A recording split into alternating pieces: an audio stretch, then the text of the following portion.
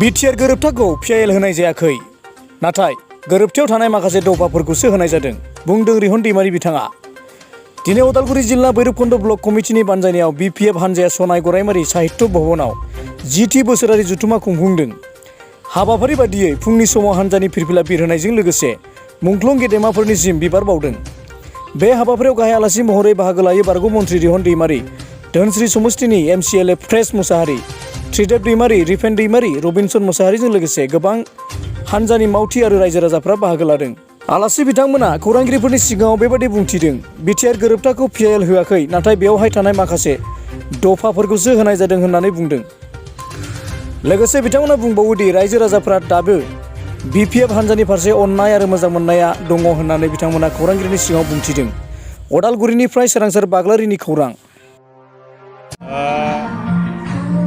थांनाय प्राय 1.5 बोसोर जानोसै इउपिपिएल सरकार दानाया।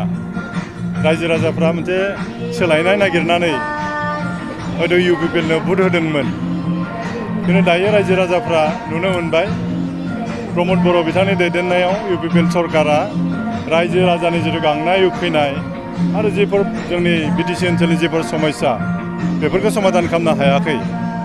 दा बेखायनो रायजो राजाफ्रा मोनसे सानखांफिनदों जे थांनाय 15 बोसोराव हाग्रामा महिलारि बिथांनि दैदेननायाव जे बिपिएफ सरकार दादोंमोन, बे सरकारानो माने साबसिन सरकारमोन। दा बेखायनो रायजो राजाफ्रा दिनै बिपिएफ राजनिति हान्जानि सायावनो मोनसे फोथायनाया फैफिनदों आरो। दा जों दिनै भैरबकुंड ब्लक कमिटिनि जिथु बोसोरारि जथुम्मा बाहाय नुनो मोन्दों, गोबां रायजोनि मुखियाल मानसिफोर बाहाय नुजाफैदों आरो। थारमाने इउपिपिएलनि सायाव फोथायनाय गैलिया। दा बेखायनो बिपिएफनियाव जिहेतु फोथायनाय दं, बेखायनो रायजो राजाफ्रा लोब लोब फैदों।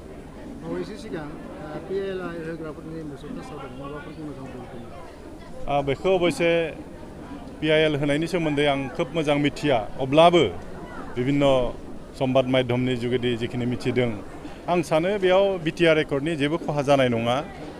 बेयाव मोननैसो खोथाखौ लानासो बिथांमोना पिआइएल होदों होनना मिथिदों आङो।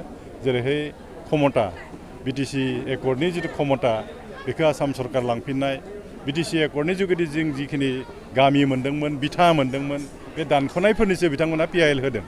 दा बेखायनो आं सानो बर' जाथिनि बा बिटिसि एकर्डनि बा बिटिआर एकर्डनि जेबो खहा जानाय नङा आरो।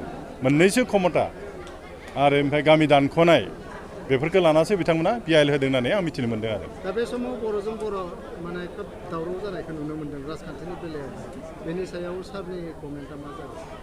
आंनि नुनायाव दावराव जानोथ' जेबो गैया। बिटिसि एकर्डनि जुगेदि जिखिनि जों गामि मोनदोंमोन, जिखिनि जायगा जों मोनदोंमोन, दा बेखौ दानख'नो थांबाथ' एसे दुखु मोनगोन रायजो राजाफ्रा निस्सय। जिखिनि क्षमता जों मोनदोंमोन बिटिसि सुक्तिनि जुगेदि, बे क्षमता दानख' जानायावथ' दुखु मोनगोन निस्सय। दा बेखायनो बारा दावराव दावसि जानो प्रयजन गैया। जों साफ्रोमबो बर' फिसाफ्रा एबा साफ्रोमबो बिटिसि ओनसोलनि रायजो राजाफ्रा बेखौ मोननोनो जों गोबां आन्दलन खालामदोंमोन, गोबां मानसिफोर जिउ बावनो गोनां जादों। दा बे मोननाय क्षमता, मोननाय गामिफोर, मोननाय बिथा, बेखौ दानख' जानायाव एसे दुखुआथ' निस्सय मोनगोन। बेखौ लानानै जों एसां माने गाज्रि मोनलायनाय बा नांलाय खोमलाय खालामनो प्रयजन गैया। सावरायनायनि जुगेदि जों बे गामि दानख'नायफोरखौ जों हमथानो हायो नामा, जोंनि क्षमता जिथु लांनाय बेखौ जों होबथाफिननो हायो नामा, बेखौसो जों खालामनांगौ आरो। एकर्ड खालामगिरि बिथांमोना बुंदों जे बे पिआइएलनि गेजेरजों जुदि एकर्ड खालामनायनि जिखिनि दफाफोर दङ, बेयो जुदि नांथारोबा बिनि दायनिगिरिया पिआइएल जागोन।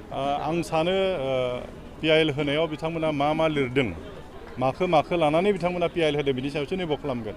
आं दहायनो बुंखाबाय, आं जिखिनि मिथियो गामि दानख'नायनि सायाव बिथांमोना होदों, क्षमता दानजानायनि सायाव